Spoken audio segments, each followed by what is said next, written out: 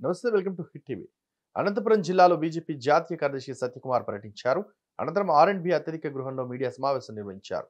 ప్రజలను హింసిస్తున్న సీఎం జగన్ కు క్రిస్మస్ శుభాకాంక్షలంటూ ఎద్దేవా చేశారు. ఏపీలో సంక్షేమం పేరుతో గాలి మాటలతో పరిపాలన జరుగుతుందని మండిపడ్డారు. సత్యప్రకాష్ తప్పుడు పనులకు మాత్రం ప్రణాళికబద్ధంగా ఏపీ ప్రభుత్వం పనిచేస్తుందని మండిపడ్డారు.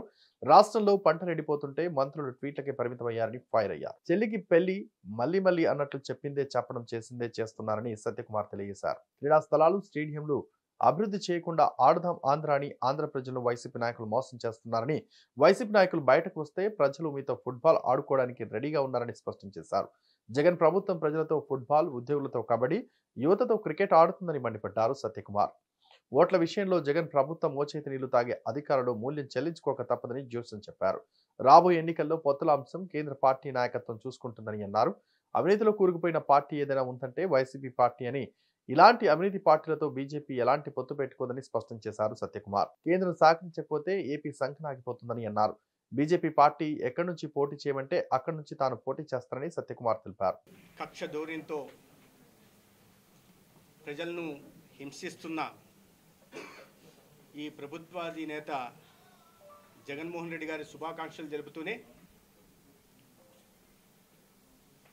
జీసస్ క్రైస్ట్ బోధల నుంచి, ప్రవచనల నుంచి సారాంశాన్ని గ్రహించాల్సిందిగా, తదనుగుణంగా పాలనను అందించాల్సిందిగా కూడా కోరుకుంటున్నాను. అదే సమయంలో ఇవాళ డిసెంబర్ 25 ఈ దేశం గర్వించదగ్గ నాయకుడు,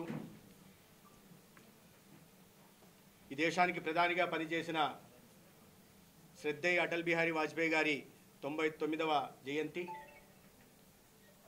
భారతరత్న అటల్ బిహారీ వాజ్పేయి గారు ఈ దేశంలో అభివృద్ధికి ఒక సరికొత్త నిర్వచనం చెప్పారు.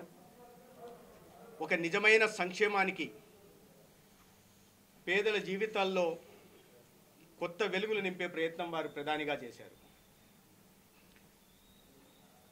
ఈ దేశానికి అభివృద్ధికి ఒక నిలువెత్తు సంతకంగా, సంక్షేమానికి మారుపేరుగా వారి పేరు చరిత్రలో చిరస్థాయిగా నిలిచిపోతుంది. నాగరికతకు చిహ్నమైన జాతీయ రహదారుల్ని, ముఖ్యంగా 4 లేన్ల రహదారుల్ని ప్రారంభించి ఇవాళ దేశవ్యాప్తంగా అభివృద్ధికి నాంది పలికి, ఎందుకంటే జాతీయ రహదారుల వల్ల ఎకనామిక్ యాక్టివిటీ పెరుగుతుంది, రైతుల భూముల విలువలు పెరుగుతాయి, కనెక్టివిటీ పెరగడం వల్ల పరిశ్రమలు వస్తాయి, పరిశ్రమలు రావడం వల్ల పెట్టుబడులు వస్తాయి, పెట్టుబడులు పరిశ్రమలు రావడం వల్ల యువతకు ఉద్యోగ ఉపాధి అవకాశాలు లభిస్తాయి.